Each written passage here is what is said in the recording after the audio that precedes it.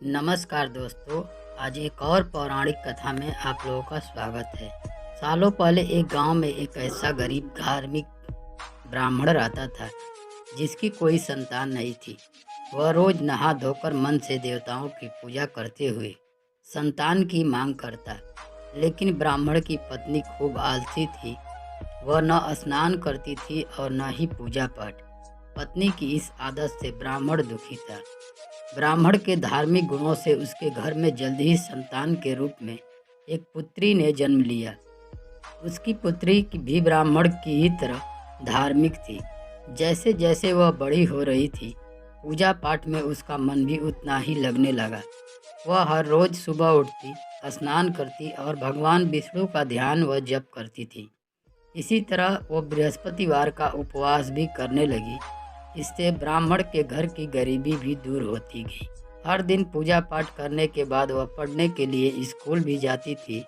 School जाते समय वह अपनी हाथों की मुट्ठियों में जौ भरकर स्कूल के रास्ते में गिराती थी। जब वह स्कूल से वापस घर के लिए आती तो गिराए गए जौ के दाने सोने में बदल जाते थे, जिन्हें उठाकर वह घर लेकर चली आती थी। एक दिन ब्राह्मण की बेटी सोने के जौ सूप से साफ कर रही थी। तभी वहां आकर उसकी माँ ने कहा, बेटी, सोने के जौ को साफ करने के लिए सोने का सूप होना चाहिए। ब्राह्मण की बेटी को माँ की बात एकदम सही लगी। उसने अगले बृहस्पतिवार को उपवास रखने के बाद उस लड़की ने बृहस्पति देव से सोने का सूप मांगा।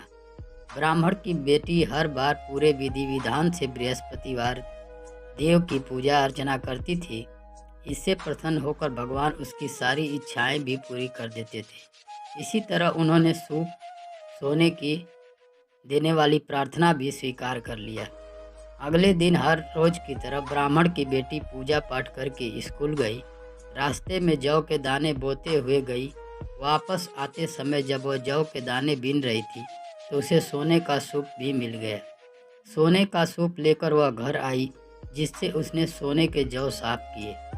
एक दिन इसी तरह ब्राह्मण की बेटी घर के बाहर बैठकर सोने के जौ को सोने के सूप से साफ कर रही थी।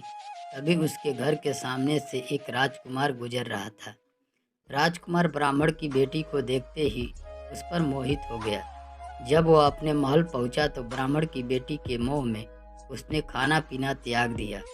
जब राजा को यह पता चला तो उन्होंने राजकुमार से इसका कारण पूछा। राजकुमार ने अपने दिल का सारा हाल राजा को बताया। अगले ही दिन राजा अपने मंत्री के साथ ब्राह्मण के घर गया और ब्राह्मण के सामने उसकी बेटी का विवाह करने अपने राजकुमार से करवाने का प्रस्ताव रखा। राजा का प्रस्ताव सुनकर ब्राह्मण काफी खुश हो गया। उसने तुरंत ही विवाह करने के लिए हाँ कर दी। कुछ ही दिनों में राजकुमार और ब्राह्मण की बेटी की शादी हो गई। इधर ब्राह्मण की बेटी शादी होने के बाद अपने ससुराल चली गई। उधर ब्राह्मण फिर से गरीब होने लगा। उसके बुरे दिन दोबारा वापस आ गए। एक दिन ब्राह्मण अपनी बेटी से मिलने के लिए उसके ससुराल गया। पिता की हालत देखकर उसने बहुत सारा धन देकर ब्राह्मण को विदा किया। बेटी का दिया हुआ धन कुछ ही दिनों में खत्म हो गया और ब्राह्मण गरीबी की वजह से परेशान हो गया। ब्राह्मण फिर से अपनी बेटी से मिलने के लिए महल गया और उसने बेटी को सारी समस्याएं बताई। अपने गरीब ब्राह्मण पिता की बात सुनकर उसकी बेटी ने कहा, पिताजी, कल आप माँ को लेकर मेरे पास आएं। मैं उन्हें बृहस्पति देव के उपवास और पूजन विधि बताऊंगी। इसे करने से सारी समस्याएं दूर हो जाएंगी। ब्राह्मण ने ऐसा ही किया। अगले दिन वह अपनी पत्नी को लेकर महल में बेटी से मिलने के लिए गया। पुत्री ने अपनी माँ को बहुत समझाया कि उन्हें आलस्य त्याग कर सुबह स्नान करना चाहिए और भगवान विष्णु की पूजा करनी चाहिए।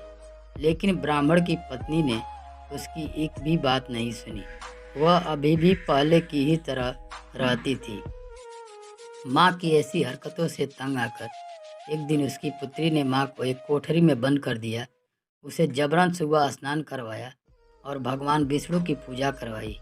इससे उसकी माँ की बुद्धि में सुधार हो गया। अगले ही दिन से ब्राह्मण की पत्नी सुबह उठती, स्नान करती और भगवान विष्णु की पूजा करती। साथ ही बेटी के बताए अनुसार हर बृहस्पतिवार के दिन वह उपवास भी करने लगी। इससे प्रसन्न होकर बृहस्पति देव ने उसकी सारी गरीबी और समस्याएं दूर कर दी। फिर वह एक सुखी और संपन्न जीवन जीने लगे। इस व्रत के प्रभाव से मृत्यु के बाद ब्राह्मण और उसकी पत्नी को स्वर्ग का द्वार भी मिला। तो दोस्तों, इस कहानी से हमें यह शिक्षा मिलती है, आलस्य करने से किसी भी तरह का काम नहीं बनता। आलस्य को छोड़कर सुबह जल्दी उठकर पूजा पाठ की जाए तो मन भी शांत रहता है और मनोकामनाएं भी पूरी होती हैं। तो यह कहानी आपको कैसी लगी कमेंट बॉक्स में ज़रूर बताएं और इस कहानी के लिए एक लाइक कर दें। मिलते हैं नेक्स्ट वीडियो में, तब तक के लिए धन्यवाद।